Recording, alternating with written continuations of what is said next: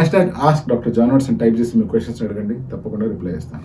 బద్రీష్ Y sir, do I need to shave my body hair if I'm going for body hair transplant? నేను hair transplantation చేస్తున్నప్పుడు అది body hair అయినా లేకపోతే scalp hair అయినా ఎప్పుడు కూడా క్లయింట్ని ఇంటి దగ్గర షేవ్ చేసుకొని లేదా ట్రిమ్ చేసుకొని రమ్మని ఎప్పుడు చెప్పను. ప్రత్యేకించి హాస్పిటల్కి వచ్చిన తర్వాతనే హెయిర్ లైన్ డిజైనింగ్ అన్ని అయిన తర్వాత హెయిర్ ట్రిమ్మింగ్ కానీ లేకపోతే ఒకవేళ లాంగ్ హెయిర్ ట్రాన్స్ప్లాంట్ అయితే హెయిర్ని అలాగే ఉంచడం కానీ జరుగుతుంది. ఇప్పుడు మీరు అడుగుతున్నది బాడీ హెయిర్ ట్రాన్స్ప్లాంట్ కనుక మీది ప్లాన్ అయ్యి ఉంటే మీరు షేవ్ చేసుకొని రావాలా అని.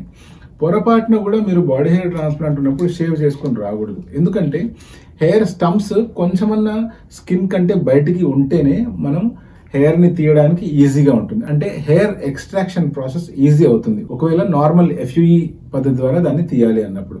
అలా కాకుండా మీరే కనుక లాంగ్ హెయిర్ ట్రాన్స్ప్లాంట్ చేయించాలనుకున్నారనుకోండి, దట్ టు బాడీ హెయిర్, అటువంటప్పుడు పొరపాటున కూడా బాడీ హెయిర్ని షేవ్ చేయకూడదు. సో ఏది ఏమైనా కూడా మీది లాంగ్ హెయిర్ ట్రాన్స్ప్లాంట్ అయినా లేకపోతే సింపుల్ హెయిర్ ట్రాన్స్ప్లాంట్ అయినా మీరు సొంతంగా మీ స్కాల్ప్ని కానీ మీ బాడీ హెయిర్ని కానీ సర్జరీ కంటే ముందే షేవ్ కానీ ట్రిమ్ కానీ చేయకుండానే డైరెక్ట్గానే సర్జరీ రోజు రండి.